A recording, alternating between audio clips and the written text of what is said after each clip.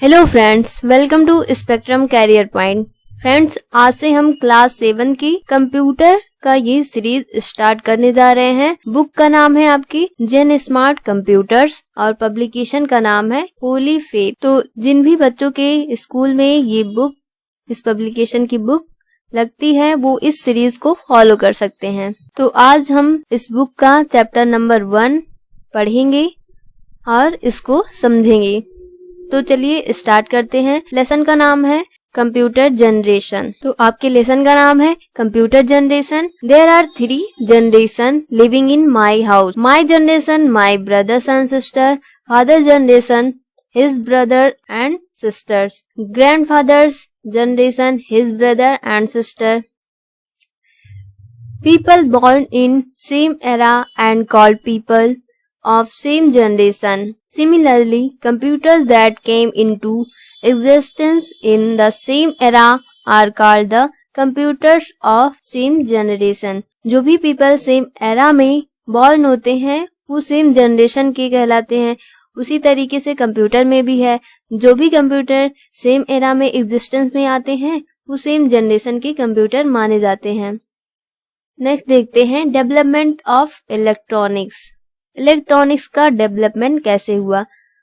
Electronics is the fundamental base of modern computers. Development of electronics is directly related to the development of computers. जो आपका electronics है ये modern computer का fundamental base है। Electronics का development directly किससे related है? Computer के डेवलपमेंट से रिलेटेड है, क्योंकि जैसे जैसे इलेक्ट्रॉनिक्स में डेवलपमेंट हुआ वैसे वैसे कंप्यूटर में भी डेवलपमेंट हुआ, क्योंकि कंप्यूटर में इलेक्ट्रॉनिक डिवाइसेस का यूज होता है। कंप्यूटर को इलेक्ट्रॉनिक डिवाइसेस से ही बनाया जाता है। The era of electronics started with vacuum tube. जो इलेक्ट्रॉनिक्स का युग था वो वैक्यूम ट्यूब से स्टार्ट हुआ था। Later, with the advent of new researches and technologies, electronics underwent many eras. बाद में न्यू रिसर्चेस और टेक्नोलॉजी के आने के बाद जो इलेक्ट्रॉनिक्स था वो कई एराज से गुजरा। Different eras of electronics are as follows. Electronics के डिफरेंट एराज हैं, जैसे एरा ऑफ वैक्यूम ट्यूब्स का युग। The most fundamental electronic device called vacuum tube was invented in 1904। जो इलेक्ट्रॉनिक्स का मोस्ट फंडामेंटल डिवाइस है वो कौन सी है? Vacuum tube.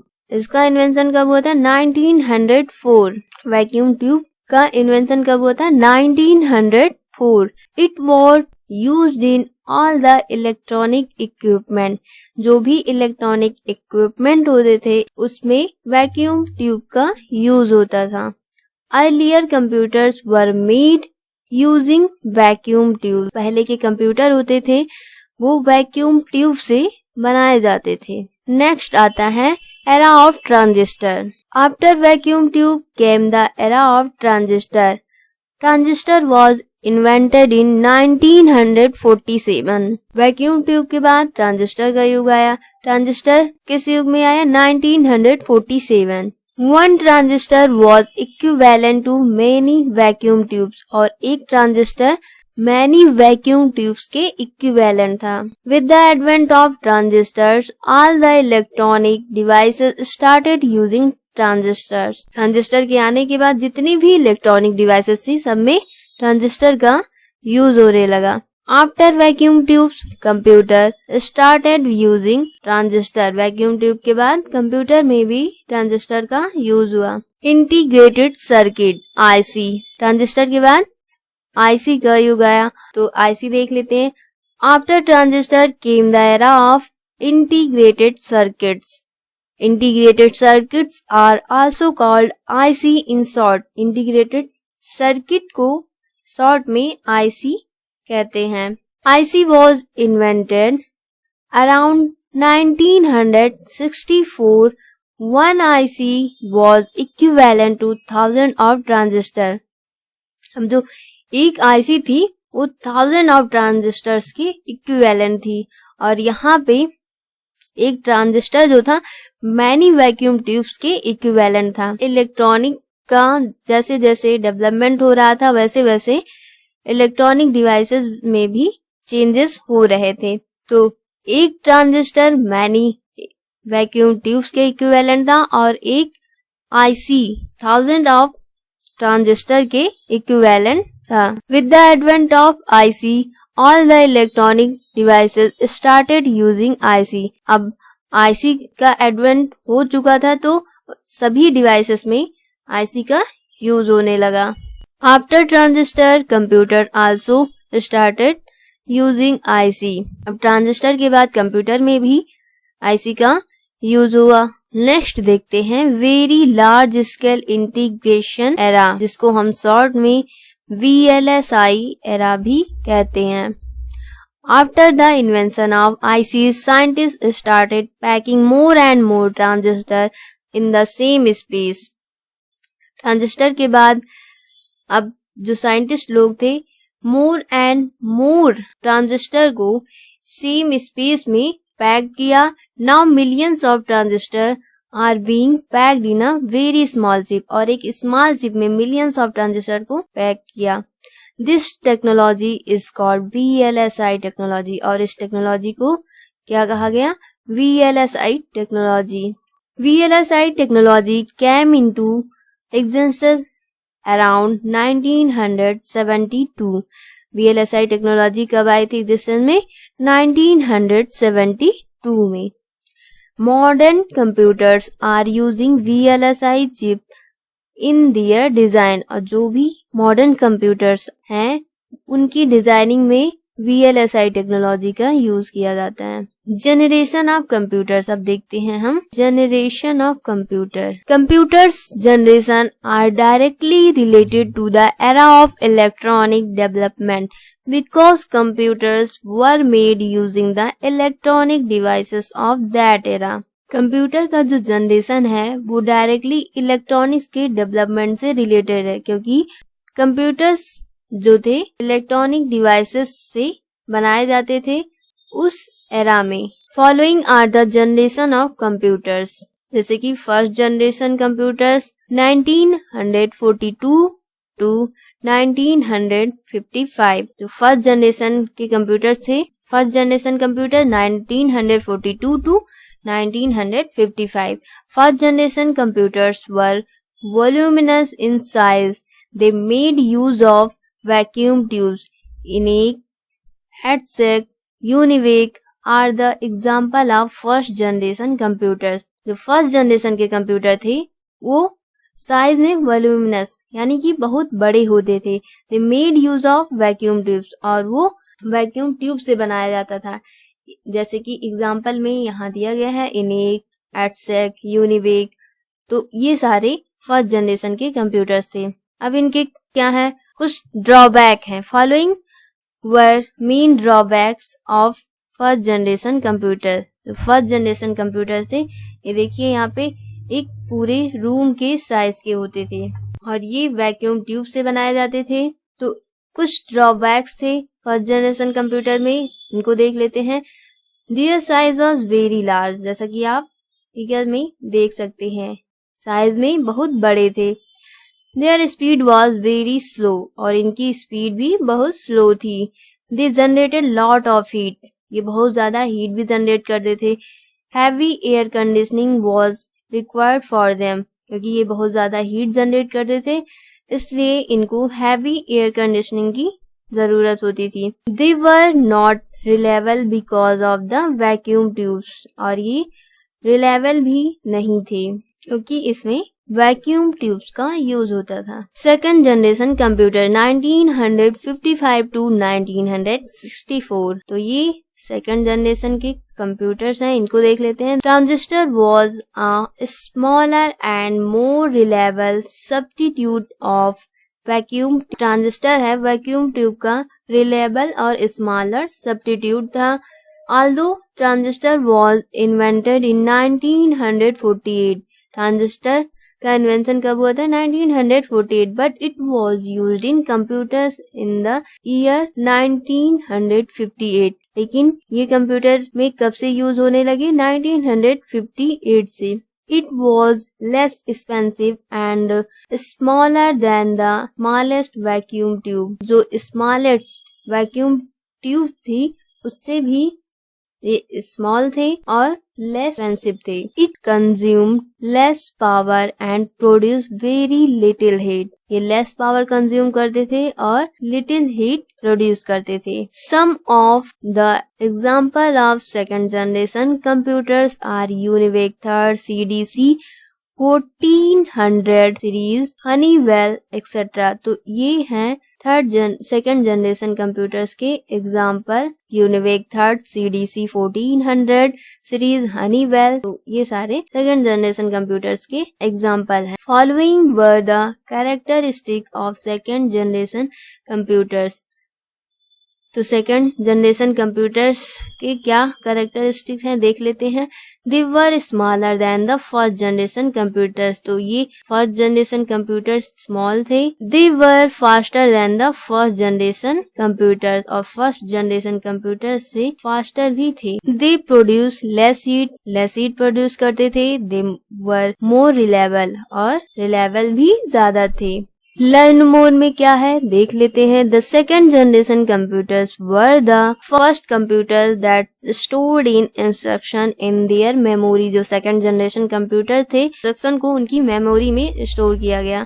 Third generation computers 1964 to 75. Now third generation computers. As the time passed, technology advanced. There came an era of small-scale integration called SSI in short. जैसे जैसे time pass हुआ तो technology भी advance होती गई. Small scale integration का era आया और इसको शॉर्ट में SSI कहते हैं, small scale integration. Due to SSI technology it was possible to put 10 to 20 transistor circuits onto a very small chip less than 5 mm square called microchip. ये इनकी size बहुत ही छोटी थी, 5 mm स्क्वायर. इसमें 10 to 20 transistor circuit लगाए गए. Third generation computers made use of microchips. These chips were also called ICs. और इन chips को क्या कहा गया? IC इन शॉर्ट में IC बोला गया. और IC का फुल फॉर्म है इंटीग्रेटेड सर्किट. लर्न मोड में क्या दिया गया है देख लेते हैं. Keyboard and monitors were also introduce in the third generation computers along with operating system.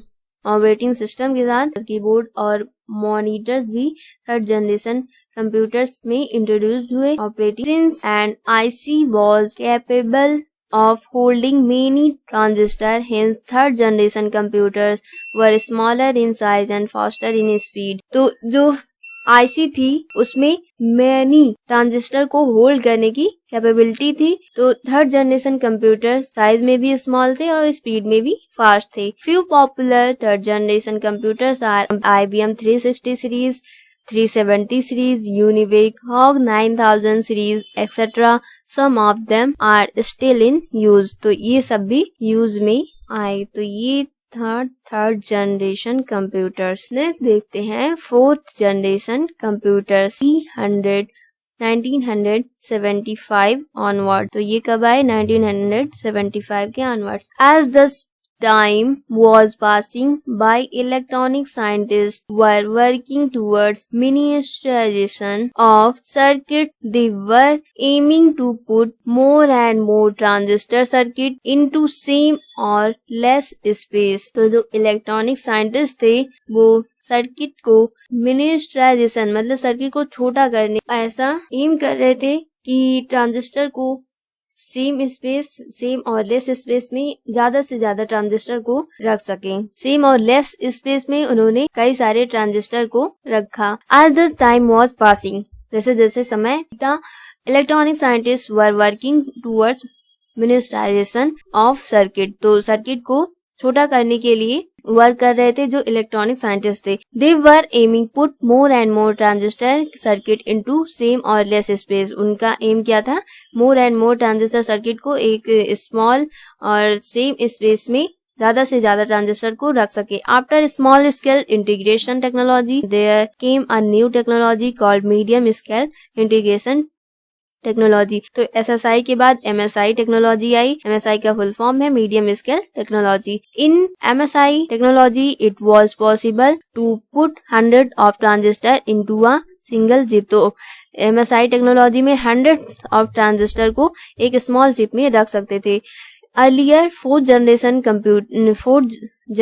Computers made use of MSI technology. तो जो पहले के कंप्यूटर थे फोर्थ जनरेशन कंप्यूटर्स, उनमें MSI टेक्नोलॉजी का यूज होता था। Later large scale integration LSI technology was developed.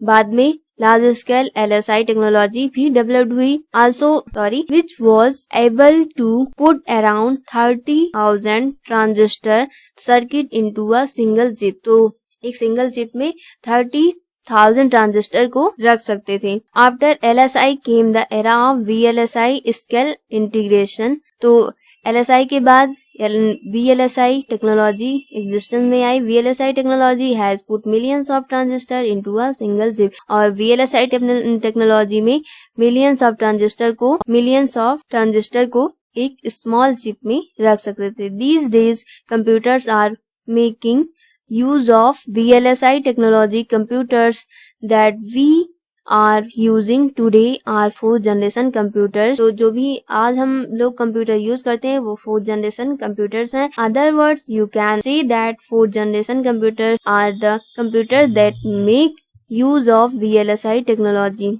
तो जो भी फोर्थ जनरेशन कंप्यूटर्स हैं, आज के कंप्यूटर्स हैं, उसमें VLSI टेक्नोलॉजी का यूज किया जाता है। The fourth generation computers also saw the development of mouse and other handheld device. Fourth generation computer में माउस और अदर हैंडहेल्ड डिवाइसेस का भी डेवलपमेंट हुआ।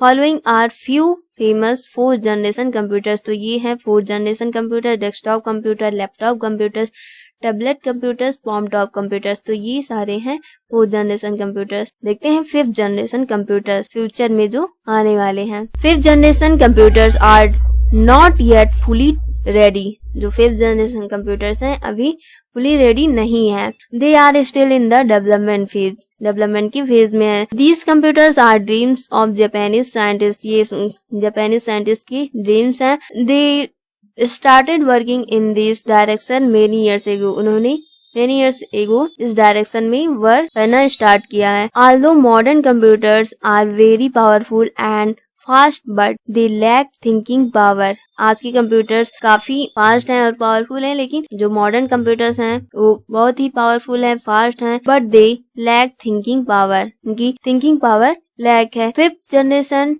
Computers will have thinking power and capability to make decision like human beings। जो fifth generation computers होंगे वो human beings की तरीके डिसीजन ले सकते हैं। The concept of artificial intelligence is being used in fifth generation computer। तो fifth generation computer में आर्टिफिशियल इंटेलिजेंस का कॉन्सेप्ट यूज हो रहा है। तो ये था आपका चैप्टर नंबर 1। तो मिलते हैं नेक्स्ट वीडियो में। Thank you.